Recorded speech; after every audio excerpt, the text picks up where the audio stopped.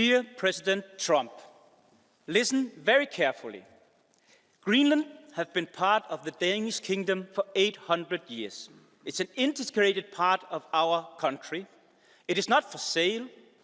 Let me put it in words you might understand. Mr. Trump, off. If the translation was correct, the term you used is not allowed in this House, and there will be consequences to the message you have used. It is not okay in this House of Democracy. Thank you. Regardless of what we think of Mr. Trump, it is not possible to use such language. We don't know the American demands and wishes for Greenland because the idea of buying Greenland is off the table. It's not going to happen. It is impossible. But at the same time, the United States is the most important ally for Denmark, is our most important economic partner. So everyone is really in shock. Danmark, rigsfællesskabet eller blive taget af USA. Det er de to udfaldsrum, der er. Denmark is a small open economy and we are completely dependent on our abilities to export. Like we have companies like Novo, Carlsberg and Maersk.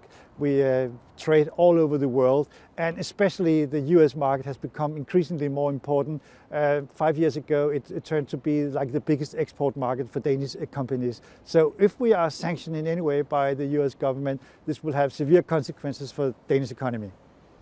Altså, de ved jo ikke, hvad amerikanerne vil have. Andet end de vil have Grønland, og du kan ikke bare forære Grønland væk. Greenland composes like 98% of Danish territory, so in that way it would be a huge loss. But also in terms of our geopolitical position, would be unbearable. We have been in Greenland for more than 300 years. We have a very strong relationship with the US. The US military has a base in the northern part of Greenland, and it's been part of our idea of what being in the world, and being Denmark has also been very much about our position, our role, our historical ties to Greenland. This would completely change Denmark, and it would reduce us to a very small country in a big world. Hun har jo ikke sagt, at hvis I bliver selvstændige, så er I færdige. Altså...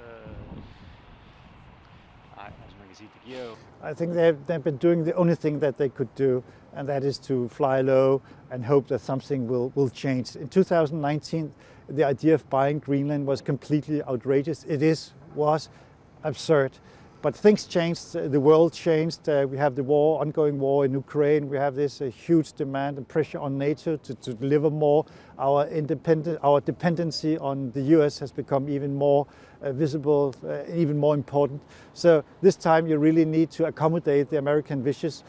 But we don't know what the Americans and what Trump really want, and that is what's making this crisis so extremely difficult.